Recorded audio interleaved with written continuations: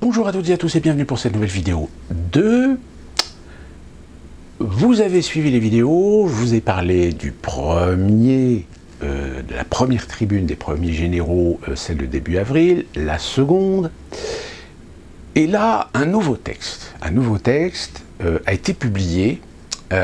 Pour l'instant, il n'a pas l'air de faire beaucoup parler de lui, sauf que ce texte-là, il est quand même beaucoup plus direct. C'est-à-dire que là où les tribunes des généraux faisaient en fait des constats, faisaient état des lieux et disaient attention, il y a un risque que guerre civile et compagnie. Et là, il y a un texte. Alors, je vous le donne de brut en blanc. Pour l'instant, je n'ai pas d'informations à savoir si c'est réellement un officier d'actif ou si au contraire c'est un courrier ou un document qui a été publié dans la ligne de vouloir peut-être satisfaire ou convaincre les Français qu'il va falloir bouger son cul, voire peut-être aller plutôt donner sa voix vers les partis d'extrême droite, etc. Mais de toute façon, on en reparlera parce que là, c'est parti, ça commence à partir dans tous les sens et c'est succulent. Dans la foulée des tribunes des militaires de ces dernières semaines, un officier parachutiste présenté comme un commandant a pris la parole sur le fil Telegram de Galia Daily. Galia Daily, c'est un site d'information. Alors c'est un site d'information qui se trouve aux États-Unis, je crois dans le Vermont, et qui traite l'information générale, mais surtout l'information française. Mais c'est un site en anglais. C'est-à-dire qu'en fait, c'est un site anglophone qui traite des informations en français. Subtilité, parce que ça permet comme ça d'utiliser la loi de la protection de l'information aux États-Unis et de ne pas être censuré en France. Donc, Galia Daily, pour appeler à la conduite de la guerre civile dès maintenant. Après mûre réflexion, nous avons choisi de rediffuser ce texte intégralement compte tenu des réactions qu'il suscite dans l'état-major. Prise très au sérieux par le commandement de l'armée, cette interview aux accents aiguiléens mérite d'être lue à tête reposée pour mesurer l'écart qui sépare la perception parisienne, donc dominante dans les médias subventionnés, de la réalité, et la perception opérationnelle. Ce texte méritera de plus en plus d'authentification, mais il témoigne d'un état d'esprit à connaître et à ne pas négliger dans certains segments de l'armée d'aujourd'hui. C'est-à-dire que, pour l'instant, la véracité ou l'authenticité du document reste à confirmer, mais le contenu, lui, semble relativement concret, relativement sensé. Le texte, donc, sur la lettre des généraux. Galia Daily, mon commandant, merci de nous recevoir. Pour commencer, pouvez-vous nous dire pourquoi vous pensez que les généraux ont ressenti le besoin d'écrire cette lettre et pourquoi maintenant en particulier? Et le général répond, le commandant, je crois qu'à certains égards, l'armée a porté le poids du silence pendant trop longtemps. Nous sommes liés par un devoir de réserve, de neutralité. Nous ne sommes pas autorisés à exprimer notre opinion sur la situation, mais cela ne signifie pas que nous n'avons pas d'opinion. Alors là-dessus, évidemment, lui, il réitère le fait que c'est un phénomène de mœurs, qu'en tant que militaire, on est soumis, je dirais, au devoir de réserve, même s'il n'y a pas de texte, mais il n'y a pas de loi qui les oblige. Mais c'est une tradition, c'est un principe de base quand on est militaire. Je dirais même qu'au contraire, un militaire français, et encore plus un officier, a une vision infiniment plus claire et plus réaliste de la situation du pays que beaucoup de civils, plus que beaucoup de civils. Les militaires voient très bien la pente sur laquelle notre pays s'engage, et la lettre le résume très bien. Nous nous dirigeons tout droit vers un éclatement violent du pays. Tout militaire honnête peut le voir, mais aucun militaire n'est autorisé à le dire.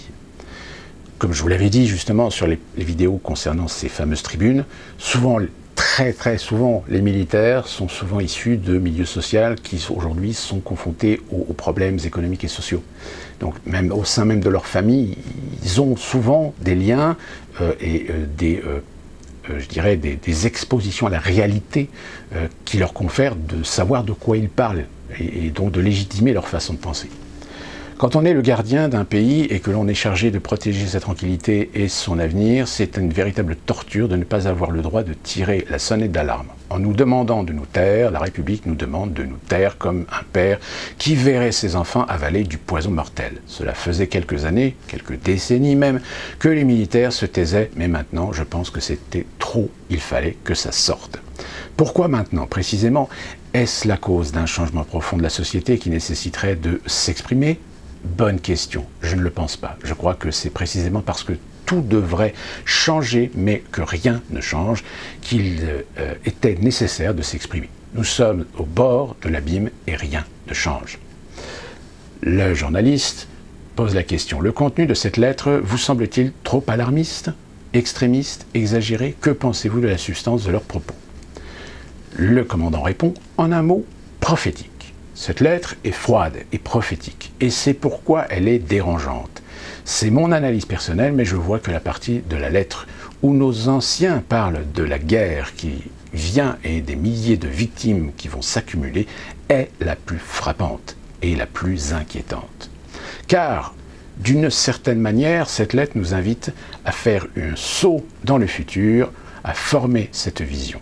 Imaginez la rue de votre village ou de votre ville avec des voitures brûlées et renversées, une odeur de cadavre, un voisin accroché au lampadaire ou un mort sur le trottoir, un visage écrasé. Imaginez la place de votre ville transformée en champ de tentes de l'ONU pour accueillir des réfugiés de guerre. Imaginez la chapelle de votre hameau transformée en cache d'armes, en tour pour un TP, un sniper, ou un hôpital de fortune. Imaginez le parc où jouaient vos enfants, transformé en cantonnement pour une section de combat en transit. Imaginez les larmes de votre famille, chez vos amis, lorsque chacun devra choisir son camp. Cette lettre n'est pas seulement une lettre, c'est une image mentale de notre futur proche, une image de notre patrie détruite par la guerre. Et personne ne veut avoir cette vision. Alors, certaines personnes jurent de détruire ceux qui, en écrivant cette lettre, ont rapporté une vision de leur vie. Cette lettre est-elle extrême? Je ne le pense pas. Au contraire, je pense que c'est une très tiède. Je pense qu'elle est très tiède, pardon. Avec tout le respect que je dois à nos aînés, il me semble que l'âge les a rendus doux et sages, peut-être trop. La situation est, je crois, infiniment plus grave que ne le laissent entendre nos aînés. Le journaliste intervient en disant « Je sais que cette lettre a été écrite et signée pour moitié par des militaires retraités et pour moitié par des officiers de deuxième section et des réservistes.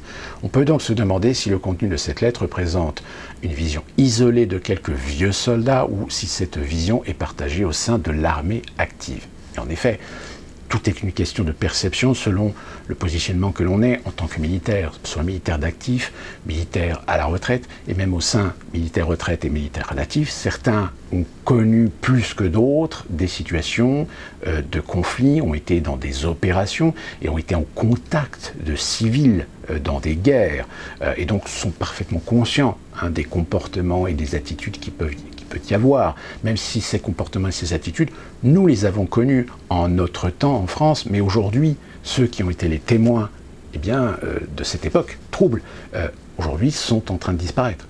Je rappelle, aujourd'hui, nous n'avons plus de témoignages vivants de la Première Guerre mondiale. Et ceux de la Seconde Guerre mondiale, aujourd'hui, sont en train aussi de disparaître. Il y a forcément des débats sur le fond. Certains sont plus radicaux, d'autres moins, d'autres trouvent qu'il était maladroit d'écrire une lettre publique. Mais dans l'ensemble, tous les militaires partagent le constat d'une France qui s'effondre. Il n'y a pas de sondage. Il n'y a pas de sondage. Vous devrez donc me croire sur parole. Mais pour vous donner un exemple, nous avons beaucoup discuté de cette lettre avec certains de mes anciens camarades de promo de l'école militaire d'infanterie armée, je crois. Et la totalité de mes camarades sont d'accord avec cette lettre. Pas 51%, 60%, 100%. 100%. Même chose au CIR, l'école de Saint-Cyr. Il en est de même pour la dernière promotion de Saint-May, l'école des sous-officiers. Ce que j'essaie de vous faire comprendre, c'est que presque tous les jeunes cadres de notre armée, les futurs sergents, lieutenants, colonels et généraux, sont conscients que la France est certes en train de s'effondrer. Mais surtout, ils sont conscients qu'elle va vers la guerre. C'est un sujet dont nous parlons très librement entre nous, dont nous parlons très souvent. Quelques jours avant cet entretien, j'étais dans mon régiment et je suis allé à la popote de ma compagnie. La télévision était allumée et il parlait de la lettre. Un jeune caporal de ma compagnie rigolait en disait à son sergent « Putain, nos familles pensent qu'on va se battre contre Daesh dans le désert, mais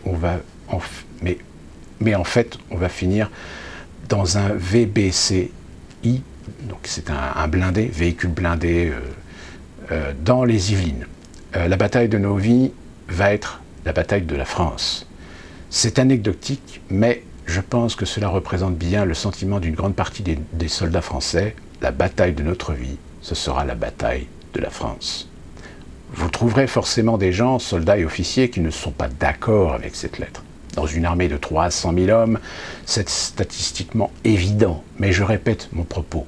Pour l'immense majorité des soldats de nos armées, la question du déclin de la France ne se pose même plus. Le déclin de notre pays est une évidence pour la quasi-totalité d'entre nous. Et c'est intéressant parce qu'il fait justement allusion à ça. C'est-à-dire que dans la proportionnalité du nombre de gens, oui, on trouvera toujours des gens qui iront au sens contraire de l'idée générale.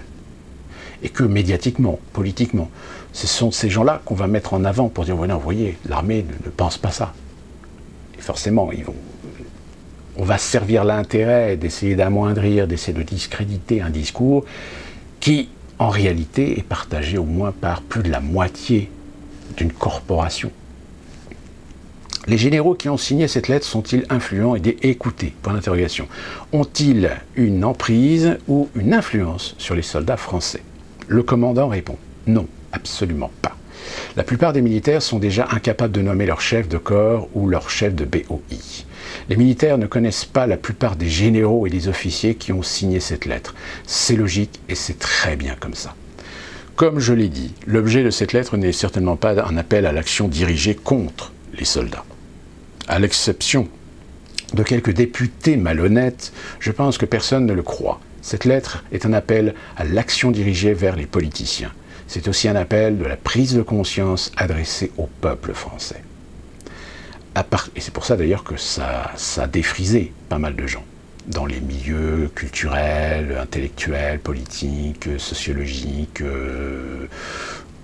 bourgeois parisiens de gauche, plus particulièrement. Leur rôle était d'écrire, et ils l'ont fait. Ils étaient des messagers d'un message important et urgent. Aujourd'hui, tout le monde s'en prend aux messagers. Ils cherchent à les punir, à les faire renvoyer, ils cherchent leurs antécédents, ou au contraire, certains se mettent à espérer que ces généraux vont agir, qu'ils vont faire quelque chose et attendent béatement que l'armée agisse. Et c'est ce que certains politiciens ont essayé de faire croire. Mélenchon, dans son intervention et dans son appel au Conseil d'État pour réagir, c'est ça qu'il cherchait à faire, c'est ça, il cherchait à faire comprendre aux Français que c'était un message d'action, alors qu'en réalité, ces lettres n'étaient pas des appels à l'insurrection, c'était un avertissement, c'était un appel du pied dans un constat de fait. Les deux positions sont idiotes. Elles se focalisent sur le messager, dans un cas avec haine et dans l'autre avec espoir, mais dans les deux cas, ces positions occultent l'essentiel. Ce qui compte ici, c'est le message qui nous est adressé. Le reste n'a pas d'importance. Comme je l'ai dit, personne dans l'armée ne croit une seconde que ces généraux vont faire quelque chose. Et en effet, dans l'état actuel de la situation, aucun général ou n'importe quel collectif de généraux décideront de faire un coup d'État militaire contre l'État français. Parce qu'ils servent l'État français, ils servent la République.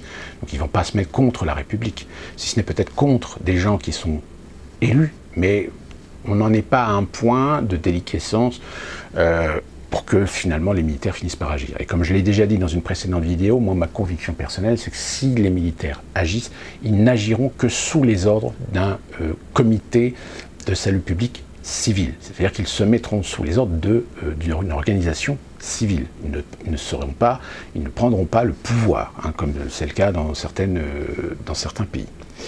J'ai vu dans la liste de questions que vous m'avez envoyées de la part de vos lecteurs américains que beaucoup font référence au mouvement QAnon. Je ne suis pas un expert en politique intérieure américaine, mais d'après ce que je comprends, le mouvement QAnon est un mouvement d'Américains complotistes qui croient que, face à une élite internationale malveillante, il y aurait à la tête de nos pays une élite cachée et positive qui agirait dans l'ombre au nom du peuple, pour ainsi dire. Que cette théorie soit vraie ou fausse, je considère que toutes les théories qui encouragent la passivité sont néfastes. Si demain une rumeur essaie de nous faire croire qu'il y a des gens à votre côté et qu'ils vont libérer le pays pour vous et changer les choses alors que vous êtes assis sur votre canapé, alors c'est un mensonge. Et là, il a tout à fait raison. Souvenez-vous, je vous ai prévenu plusieurs fois de tous ces gens sur Internet, sur YouTube, qui font des appels comme ça, organisent des réunions, des appels, des meetings, etc., pour faire une révolution, etc. Non, quand vous voulez faire une révolution, un coup d'État ou une insurrection, vous n'utilisez pas les réseaux sociaux, vous n'utilisez aucun moyen de communication ou d'information sur Internet ou numérique, parce que si vous voulez réussir votre coup, il faut que ça reste secret, il faut que ça reste dans les coulisses, il faut que ça reste dans l'ombre, il ne faut pas que les gens le sachent. On essaie de se créer des réseaux, des organisations, des cellules, etc. Oui, comme les systèmes terroristes. Si des gens ont des moyens de connaissances technologiques et techniques pour faire des messages cryptés, etc., pour communiquer entre eux, pourquoi pas? Mais on ne fait pas de vidéos à des milliers de vues en disant oui, révolution, etc. Non, c'est ridicule. Je le dis pour les Français et pour la plupart des autres peuples. Il n'y a pas de groupe dans l'ombre qui travaille pour défendre vos intérêts. Il n'y a pas de conspiration de généraux, de milliardaires ou de politiciens pour changer les choses. Au nom du peuple, il n'y a rien de tel. Si demain des généraux vous disent « Restez chez vous, nous avons le contrôle, nous nous occupons de tout, le pays sera bientôt libre », ils vous mentent. Faites exactement le contraire de ce qu'ils vous disent, agissez, ne soyez pas passifs. La liberté est nécessairement active, la passivité est un esclavage. L'homme passif est toujours soumis à la volonté des hommes qui agissent. Là, ça confirme bien ce qu'il disait, si les militaires interviennent, ça ne peut être que sous une autorité civile, mais pas si c'est les militaires eux-mêmes qui agissent. Là, danger. Évidemment, là, il faut que les Français réagissent contre la prise de pouvoir militaire. Donc, selon vous, les généraux ou l'armée n'ont aucun rôle à jouer. Ce n'est pas exactement ce que je dis. À mon avis, l'armée, les figures charismatiques, se contentent toujours d'accompagner et de structurer les grandes dynamiques anthropologiques. Il est très probable qu'un jour, pour une raison ou une autre, la population française se mettra à bouger sur des bases plus ou moins claires.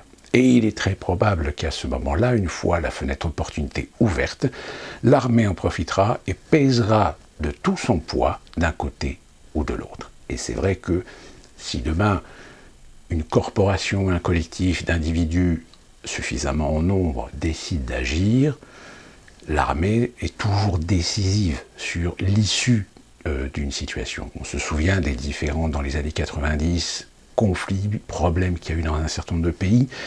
En règle générale, l'armée a toujours été le point décisif, le point de bascule. Si l'armée ne s'était pas mise du côté du peuple roumain lorsqu'il a décidé de vouloir dégager Ceausescu, je pense que malheureusement, la révolution roumaine n'aurait pas eu lieu.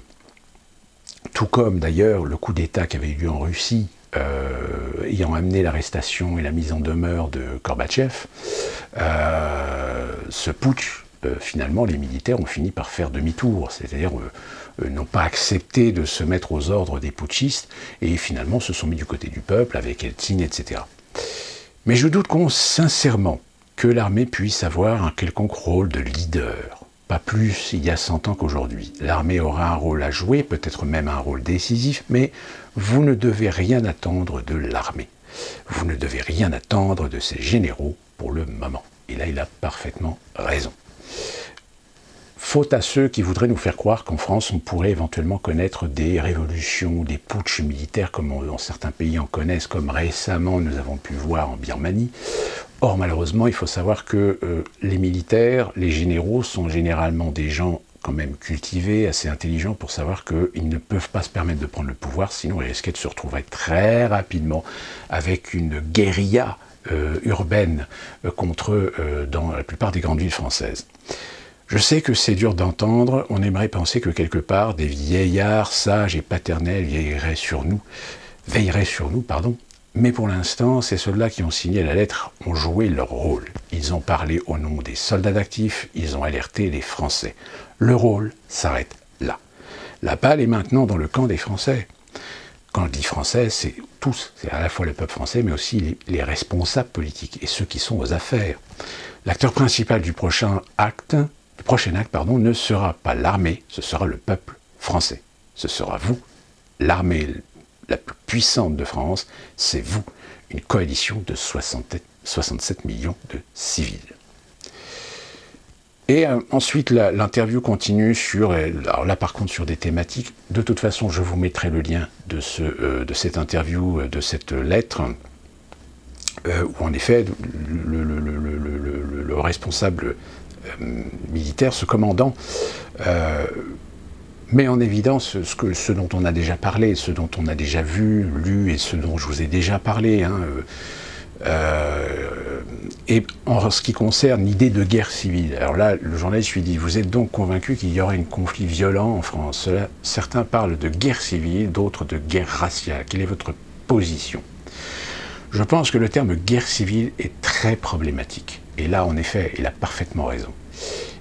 Il couvre certes une partie du problème, puisque les Français de souche seront nécessairement opposés à d'autres Français de souche. Par exemple, les Français aux convictions de gauche, aux Français de convictions de droite. Des Français de convictions progressistes, ultra-progressistes, à des Français de convictions souverainistes, populistes, voire évidemment nationalistes. Mais ce terme brouille les pistes, car ce conflit, lorsqu'il aura lieu, ne verra pas seulement des Français de souche s'opposer entre eux. Comme je l'ai longuement expliqué, ils combattront aussi et surtout des forces étrangères à notre pays. Quelle est ou non la nationalité française ou pas. Là, il met en évidence ce problème dont je vous avais déjà parlé dans une vidéo sur le fait que si un jour l'autorité de l'État est trop bousculée par des manifestations, des revendications, voire des risques d'insurrection, l'intérêt de cet État, ce serait d'avoir des unités de police et de maintien de l'ordre étrangères, c'est-à-dire des étrangers qui n'auront rien à foutre de tirer sur des Français. Or là, on est sur la situation où, en effet, si on pense à une guerre civile entre Français de conviction, forcé de ne pas pouvoir prendre en ligne de compte aussi le fait de régler un certain nombre de problèmes que l'on attribue à des Français, non pas de souche, mais d'origine immigrée. Là, je vous laisse extrapoler un petit peu tout ce que ça peut entrer dans l'imaginaire, dont d'ailleurs je pense qu'on est tous conscients de cette réalité. Comme je l'ai longuement expliqué, ils combattront aussi et surtout des forces étrangères à notre pays, quelle est ou non la nationalité française. Je pense bien sûr en premier lieu aux communautés d'origine d'Afrique et établies sur notre territoire. À ce titre, il est inapproprié de parler de guerre civile lorsqu'un peuple se soulève et combat l'envahisseur. Là, le terme est très très lourd. Il utilise le terme envahisseur. Parce qu'en effet, comment peut-on définir aujourd'hui des individus qui viennent immigrer dans un pays, ou comme par exemple aux États-Unis, il y a beaucoup d'immigration aux États-Unis. Il y a des gens qui viennent de partout. Mais c'est des gens qui viennent aux États-Unis en suivant les règles, les normes et la société américaine. Très peu sont aujourd'hui des communautés très fermées, avec beaucoup de revendications, etc. Contrairement, vous voyez, aux États-Unis et la Grande-Bretagne, aux États-Unis, il existe des communautés musulmanes, mais elles sont entre elles, mais elles savent que la loi américaine, c'est la loi américaine. Il n'y a pas de charia, il n'y a pas de loi musulmane, etc. Non, on respecte des valeurs et des traditions, mais attention, toujours rester dans le cadre de la loi. Ce qui n'est pas le cas en Grande-Bretagne. En Grande-Bretagne, les Anglais, ils ont très aisément lâché un petit peu de l'Est et laissé des quartiers, laissé la charia s'installer dans des quartiers, dans des communautés, etc. L'expression guerre raciale est inappropriée pour les mêmes raisons. D'abord parce qu'elle se concentre sur l'aspect racial ou ethnique du conflit. Et c'est vrai, aujourd'hui, on le dit souvent, parlons des musulmans, il y a beaucoup de musulmans français qui sont très très loin des idéologies radicales que souvent on attribue à la religion musulmane. Ce sont souvent d'ailleurs des gens qui sont très bien assimilés à la société française sur 1, 2, 3 générations. Des gens même qui ont honte de voir des individus de leurs origines se comporter aussi mal avec la France. Des anciens sont aujourd'hui éhontés, sont aujourd'hui blessés de voir des jeunes issus de leur communauté, issus des jeunes générations, cracher sur la France. Donc ça, il faut le prendre conscience. Mais malheureusement, vous savez, on est conscient que toutes les guerres, ou toutes les guerres civiles, les révolutions, etc., c'est toujours aussi des opportunités pour des gens, pour un moment donné, extirper, exprimer toutes les frustrations qu'ils ont eues pendant des années, et malheureusement, parfois sur des innocents. Ce terme implique que les Blancs seront tous unis contre les Noirs, qui seront eux-mêmes tous unis contre les Blancs. Ce terme ignore les dimensions tribales, religieuses et culturelles. Du côté des forces étrangères, les Maliens et les Congolais ne s'entendront probablement pas bien. Pas plus que les Marocains et les Algériens. Et là, il met le doigt sur quelque chose de très important, c'est-à-dire que si demain les communautés en France d'origine maghrébine ou noire africaine sont ciblées, il n'y aura pas d'unité chez eux, parce que déjà, entre certaines communautés ou certaines origines, ils ne peuvent pas se blairer. Ça, c'est une des forces, peut-être, justement, que finalement, le politique français pourrait y gagner à jouer, justement, sur le politique, plutôt que sur une guerre civile ou un conflit interne à la société française. Donc, parce qu'on sait pertinemment qu'en face, on aura en face de nous plus des Français qui voudront défendre les mêmes qui défendent les migrants, etc., que ceux qui le défendent. Ceux qui le défendent pourraient très bien prendre la poudre d'escampette. Pas plus que les Marocains et les Algériens, et inversement, ce terme implique que tous les Blancs seront unis dans la lutte et qu'il y ait. Et ce qui est une autre imbécilité, je vais y arriver, les populations turques, kabyles ou juives sont parfois considérées comme blanches, mais ces personnes restent des étrangers en France et en Europe. Là encore, il a tout à fait raison. C'est que, au-delà de l'aspect physique, au-delà de l'aspect morphologique, c'est aussi la conviction politique, religieuse et culturelle, qui peut aussi parfois faire la différence entre des individus qui sont français, mais ne vont pas se sentir concernés de suivre les Français dans une lutte, parce qu'eux sont beaucoup plus profondément ancrés dans les valeurs de leurs racines. Je pense aux Turcs, par exemple.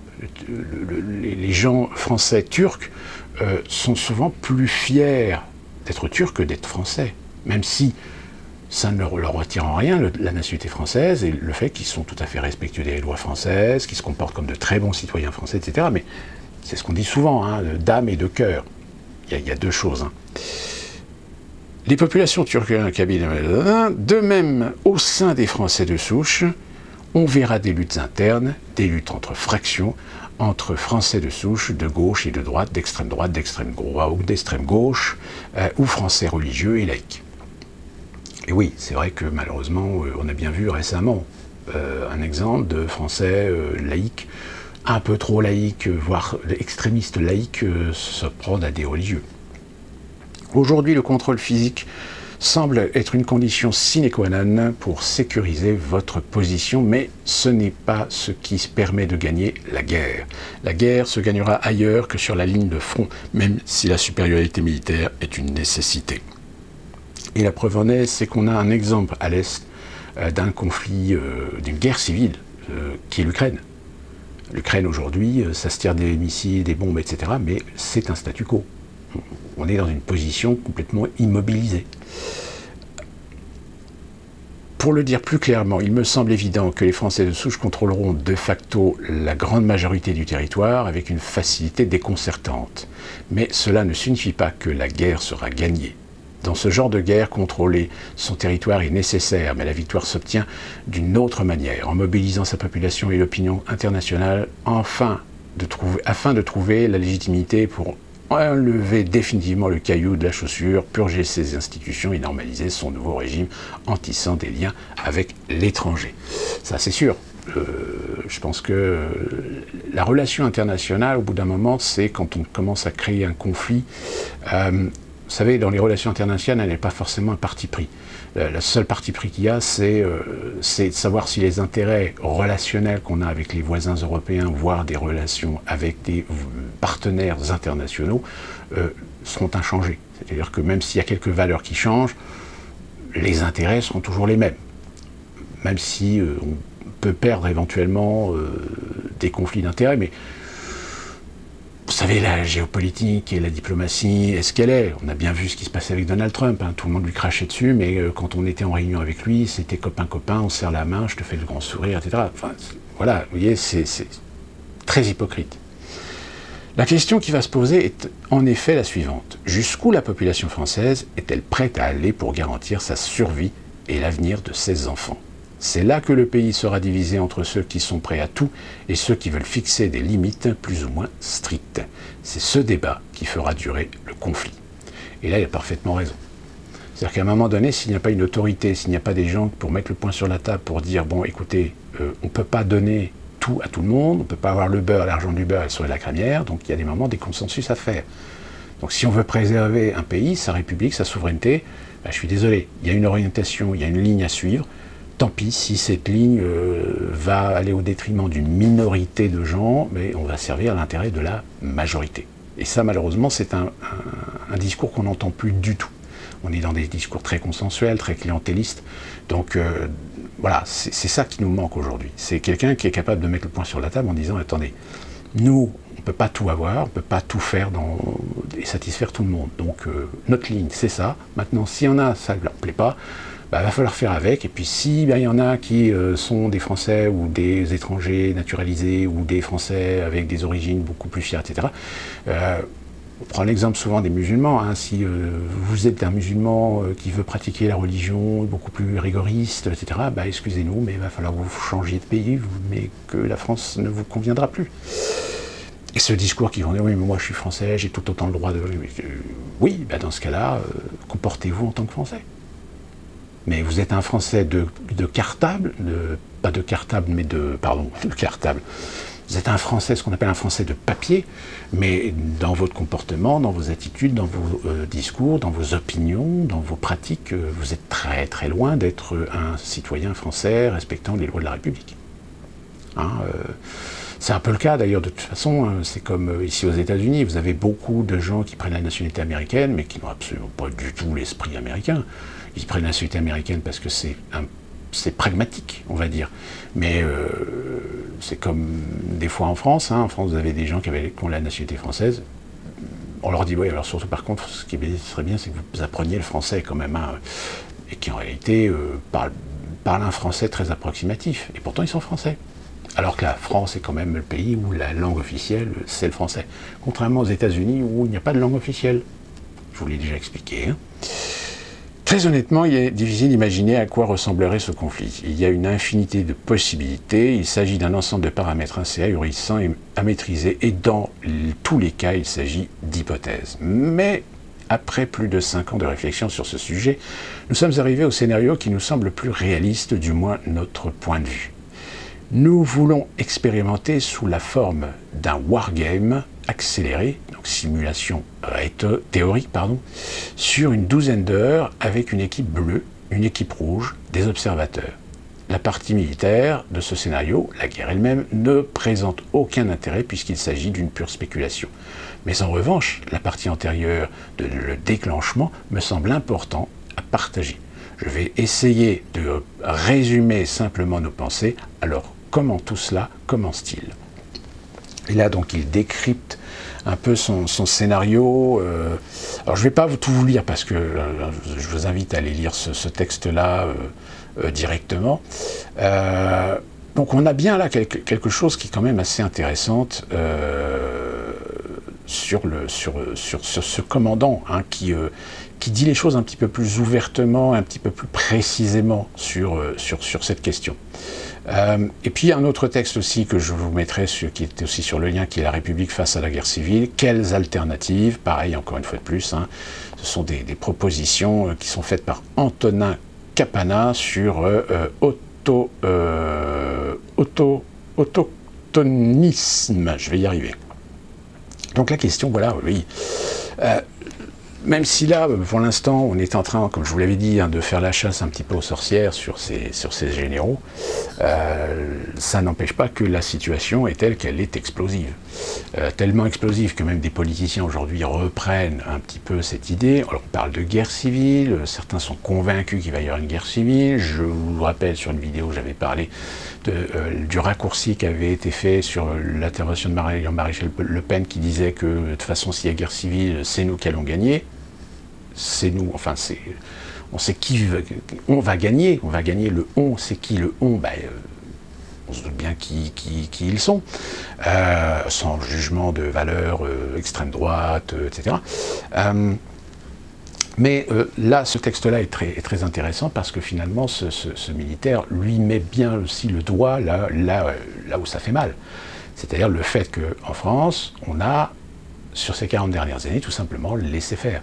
C'est-à-dire qu'on a laissé des politiciens, on a laissé des autorités gérer les choses de façon totalement ubuesque, totalement anarchique, parce qu'il y avait du clientélisme, parce que voilà, il fallait essayer de donner le change aux Français d'un paysage politique qui finalement s'est complètement effondré en 2017 lorsque Macron s'est bien foutu de la gueule de tout le monde.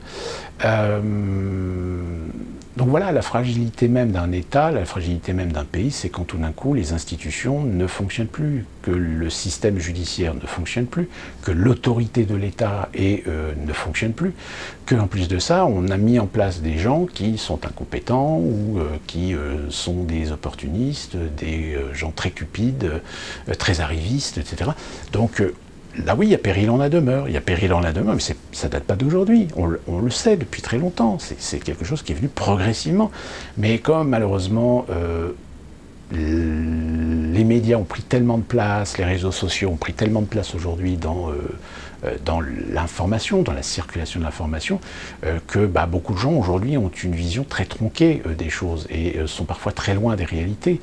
On en reparlera d'ailleurs sur cette perception avec le livre dont d'ailleurs l'un d'entre vous a deviné que le livre, c'est la fameuse l'enquête Covid-19,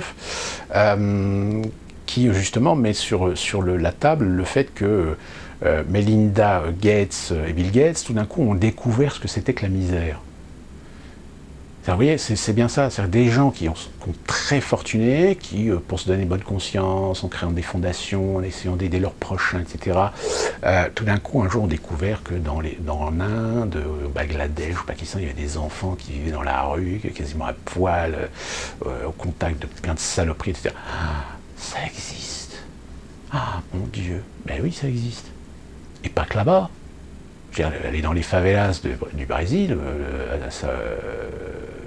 à Rio de Janeiro, là-bas aussi, hein, c'est pas folichon.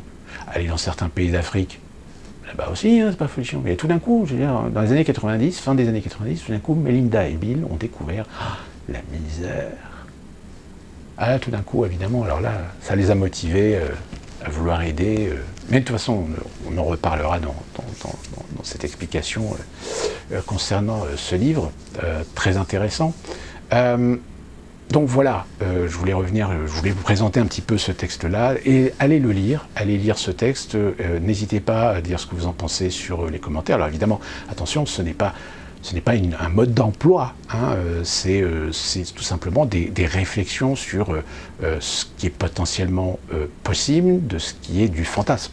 Hein, concernant le lien qu'il y a avec les deux tribunes des généraux. Donc voilà, c'est assez intéressant d'avoir cette vision de la part d'un militaire, si tant est que ce soit un militaire, puisque je le rappelle, hein, on est toujours dans l'authenticité, la capacité d'authenticité de la personne en question. Et puis voilà, c'est tout ce que je voulais vous parler de cette vidéo. Et d'ici là, qu'on se retrouve pour une prochaine vidéo, eh bien, que puis-je vous dire d'autre si ce n'est de bien vous porter.